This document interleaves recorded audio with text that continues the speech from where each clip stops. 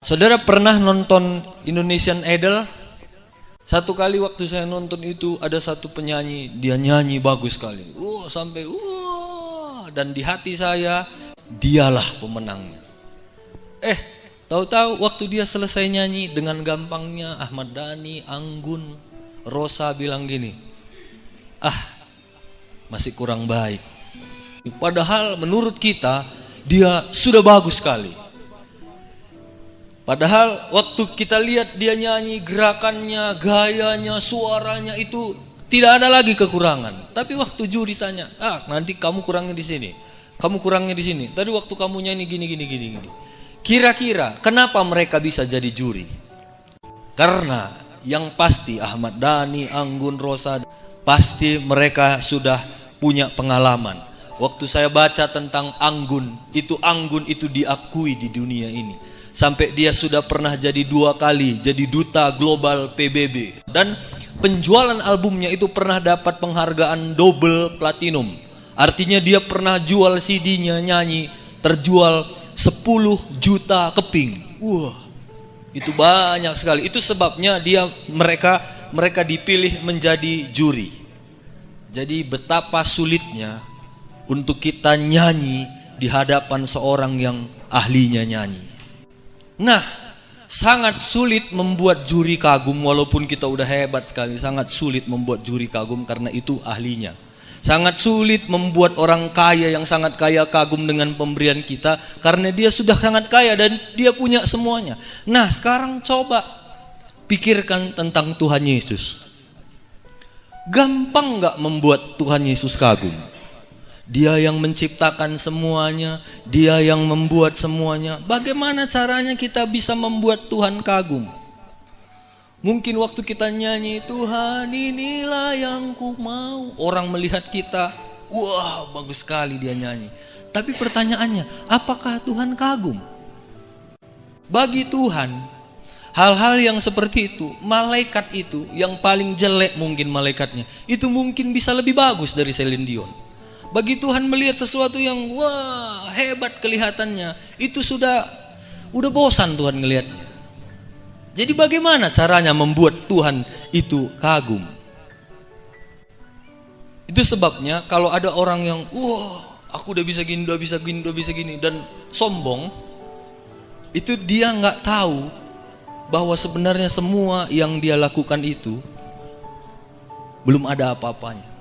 Nah, pertanyaannya bagaimana membuat Tuhan kagum? Itu masalah yang pertama. Tuhan yang menciptakan segala sesuatunya itu sulit bagi kita. Dan tingkat yang kedua, ini menambah tingkat kesulitan karena kenapa? Tuhan tahu isi hati kita. Ini lebih parah lagi tingkat kesulitannya membuat Tuhan kagum. Waktu kita bilang, jiwa-jiwa teman, tapi Tuhan tahu isi hati kita. Engkau kurang ajar kalau engkau ya. Padahal muka kita jiwa-jiwa, shalom. Tapi Tuhan tahu isi hati kita. Itu menambah tingkat kesulitan lagi membuat Tuhan itu kagum. Nah, jadi jangan putus asa dulu Bapak Ibu. Jangan bilang di pikiran, jadi gak mungkin dong kita bisa membuat Tuhan kagum. Mungkin. Saya bersyukur kita punya Alkitab. Dalam Alkitab ini ada beberapa cerita bagaimana ada orang-orang yang biasa. Mereka hidupnya biasa, tapi akhirnya mereka berhasil membuat Tuhan kagum. Nah, kita mau pelajarin hidup mereka dan kita mau belajar dari hidup mereka supaya melalui kehidupan kita bisa membuat Tuhan kagum. Amin. Saudara mau buat Tuhan kagum? Saudara mau ketika Tuhan itu kagum dengan hidup kita, sorga akan sibuk ngurusin kita. Nah, yang pertama kita buka di dalam Markus 12 ayat 41 sampai 44. Pada suatu kali Yesus duduk menghadapi peti persembahan dan memperhatikan bagaimana orang banyak memasukkan uang ke dalam peti itu. Banyak orang kaya memberi jumlah yang besar. Lalu datanglah seorang janda yang miskin dan ia memasukkan 2 peser, yaitu 1 duit. Maka dipanggilnya murid-muridnya dan berkata kepada mereka, "Aku berkata kepadamu, sesungguhnya janda miskin ini memberi lebih banyak daripada semua orang yang memasukkan uang ke dalam peti persembahan. Sebab mereka semua memberi dari kelimpahannya, tetapi janda ini memberi dari kekurangannya, semua yang ada padanya, yaitu seluruh nafkahnya. Nah, satu kali Yesus itu datang di rumah ibadah. Dia sengaja duduk, waktu tadi seperti kita beri persembahan, dia sengaja duduk liatin orang yang memberikan persembahan. Banyak orang-orang kaya, dia bawa uangnya.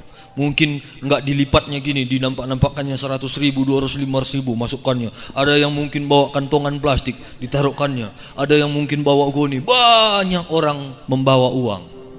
Tapi satu kali dari cerita ini, lalu datanglah seorang janda miskin dan ia memasukkan 2 peser, yaitu 1 duit. Nih, keciling. Waktu dia masukkan 2 peser 1 duit, Tuhan kagum. Lalu dipanggilnya murid-muridnya. Mungkin waktu itu murid-muridnya lagi sibuk ngeliatin orang yang bawa banyak uang. Yesus bilang, sini. Dia berkata kepada mereka, aku berkata kepadamu, sesungguhnya janda miskin ini memberi lebih banyak daripada semua orang. Kira-kira Yesus tahu nggak mata uang? Lalu kenapa dia bilang dia memberi lebih banyak, padahal pemberiannya cuma 2 peser, yang lain memberikan, banyak orang memberi jumlah yang besar. Lalu Yesus bilang lebih banyak pemberian janda itu. Kira-kira apa maksud Yesus di sini? Dari ayat ini saya dapat simpulkan bahwa rumus Yesus, besarnya jumlah yang kita beri itu bukanlah saat kita memberi, tapi besar jumlah yang kita beri itu berapa banyak yang tinggal. Janda itu memberi memang 2 peser, tapi itu adalah semua yang ada padanya.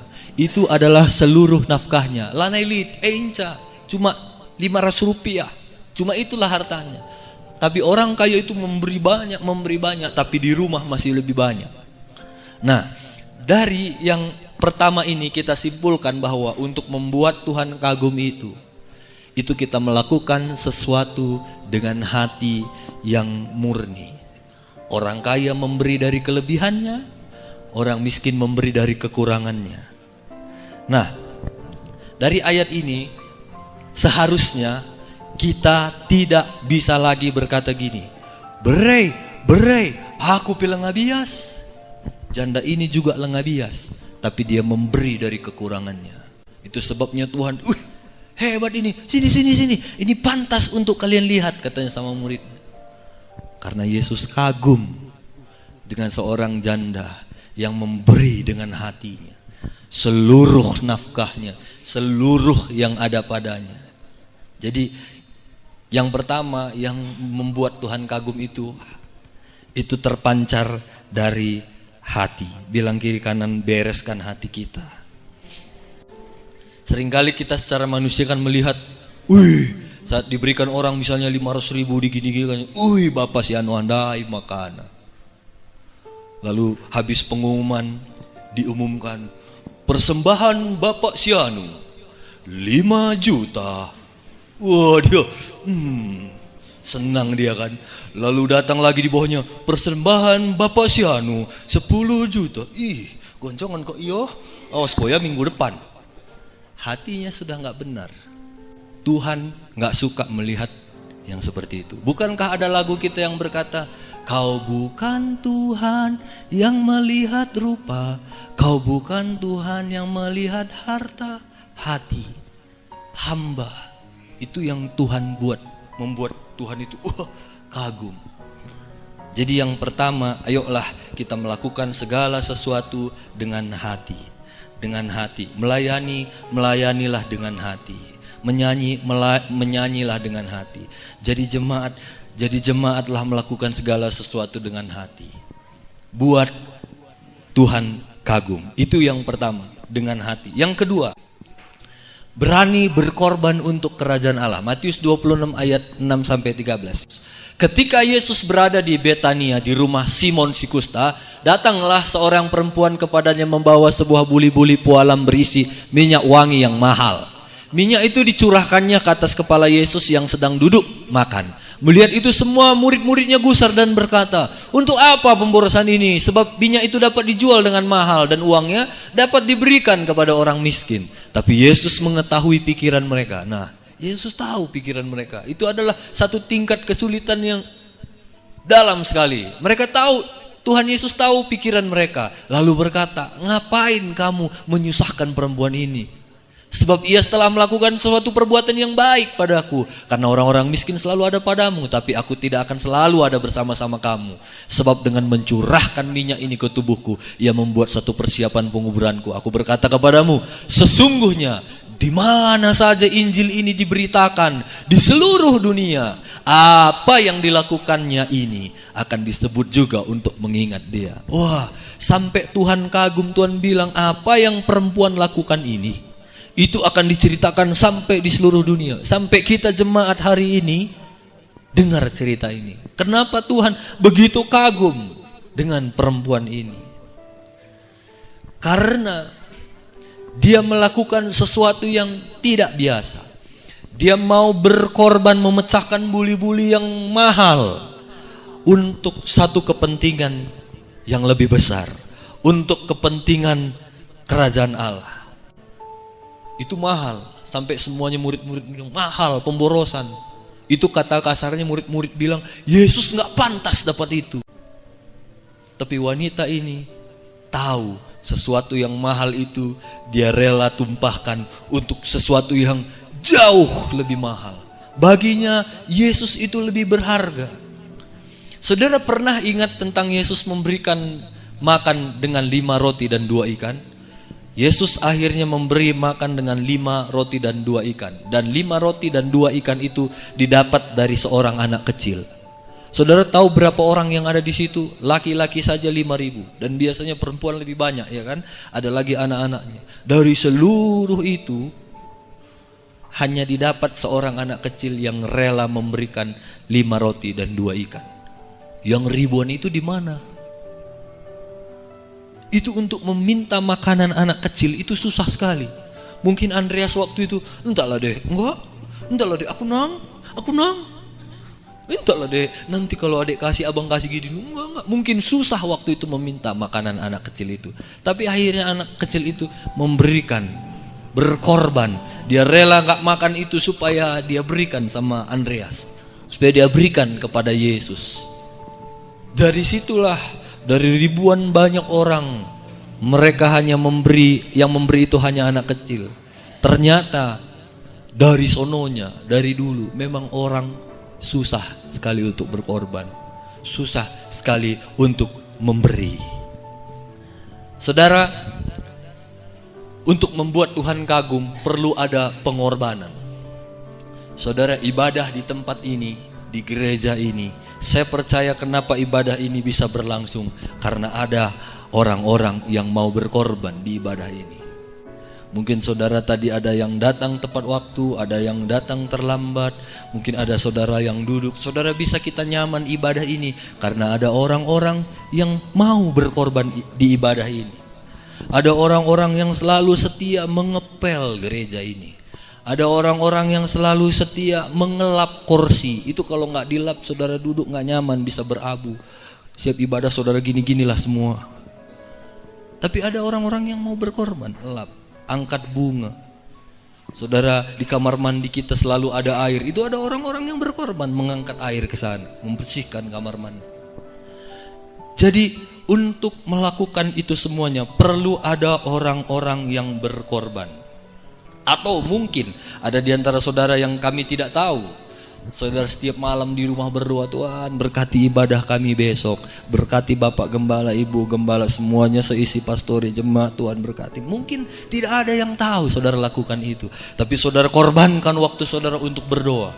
Orang-orang yang seperti itu yang secara kasat mata tidak kita lihat, justru itu bisa membuat Tuhan kagum. Kita melakukan segala sesuatu dengan hati, kita berkorban walau tidak ada yang melihat. Itu justru lebih menarik perhatian Tuhan. Jadi kita mau melakukan segala sesuatu yang pertama dengan hati, yang kedua ayolah kita berkorban. Berkorban artinya melakukan suatu pengorbanan walaupun tidak ada yang melihat. Kalau saudara ambil uang 500.000, saudara masukkan dan semua orang melihat, berkorbankah itu namanya? Enggak tahulah aku itu, saudaralah yang tentukan berkorbankah itu atau tidak.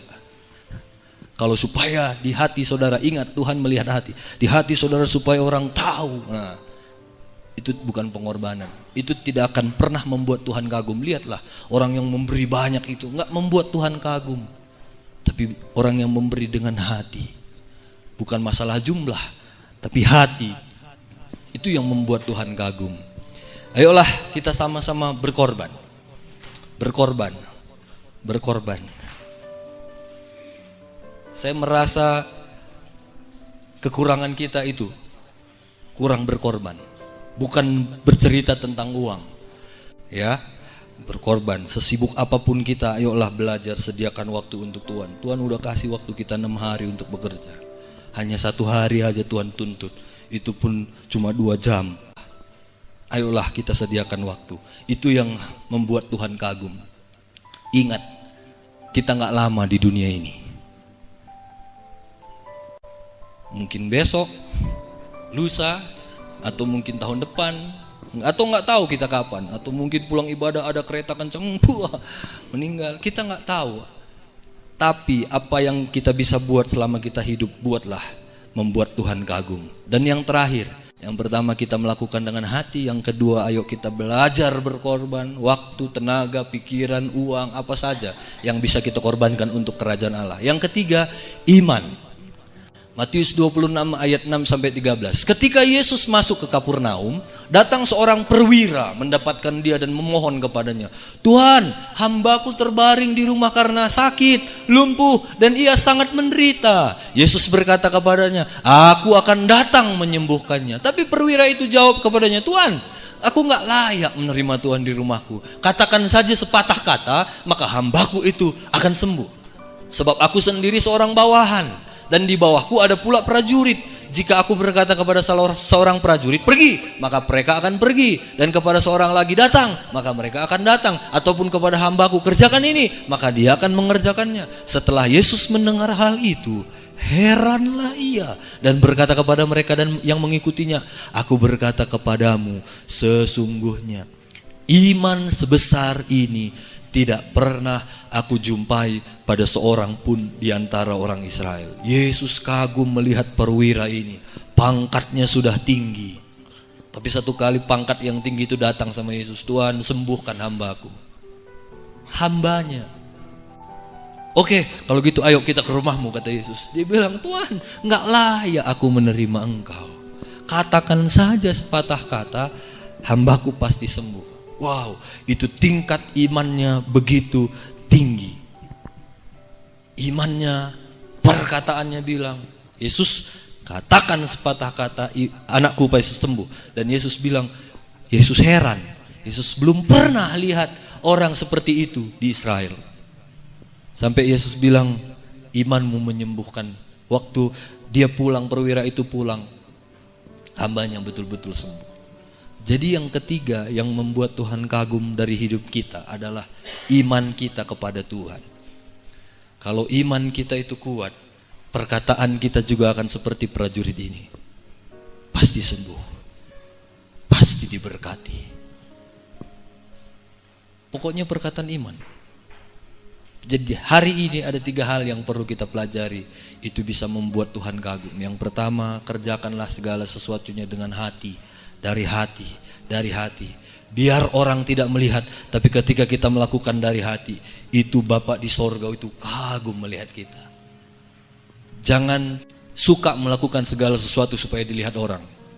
Orang kaya itu semua memberi supaya dilihat.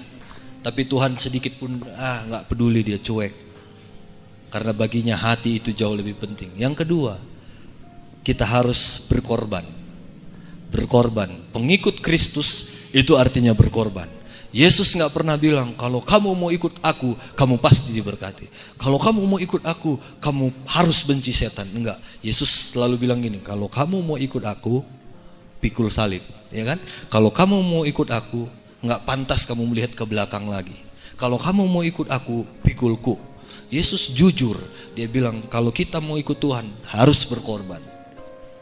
Berkorban tenaga, pikiran, waktu, dan lain-lain. Yang ketiga yang membuat Tuhan kagum itu adalah iman. Iman yang bertumbuh. Iman yang selalu diisi dengan firman Tuhan. Nah, dari ketiga cerita ini saya menemukan, waktu saya cari siapa nama perempuan itu, siapa nama perwira itu, siapa nama janda itu, siapa namanya. Waktu saya cari, nggak ada nama mereka. Mereka hanyalah orang-orang biasa yang melakukan suatu perkara yang luar biasa, yang membuat Tuhan kagum. Artinya, Tuhan itu tidak melihat siapa kita, tapi ketika kita melakukan ketiga hal ini tadi, Tuhan itu bisa mengingat kita. Tuhan itu bisa membuat hidup kita menjadi teladan. Lihat ini, aku belum pernah lihat iman seperti ini. Waktu perempuan yang memecahkan buli-buli itu, lihatlah perempuan ini, apapun yang dia lakukan itu akan diingat oleh seluruh dunia. Yesus kagum sama orang-orang yang seperti itu. Jadi hidup kita juga bisa membuat Tuhan kagum dengan kita punya yang ketiga hal ini. Hati, berkorban, iman. Setelah kita kuat di dalam ketiga hal ini, hidup kita akan memberi dampak kepada orang lain. Baik dengan hati, sikap, apapun itu. Lakukanlah semua itu akan membuat Tuhan kagum. Kalau Tuhan kagum kepada kita, nggak ada sesuatu yang terlalu sulit bagi Tuhan. Sorga itu akan sibuk ngurusin kita. Kalau kita doa, Tuhan pasti jawab. Tapi milikin ketiga hal ini, iman, hati, dan hati yang rela berkorban. Amin. Amin. Tuhan menolong kita, Tuhan memberkati kita.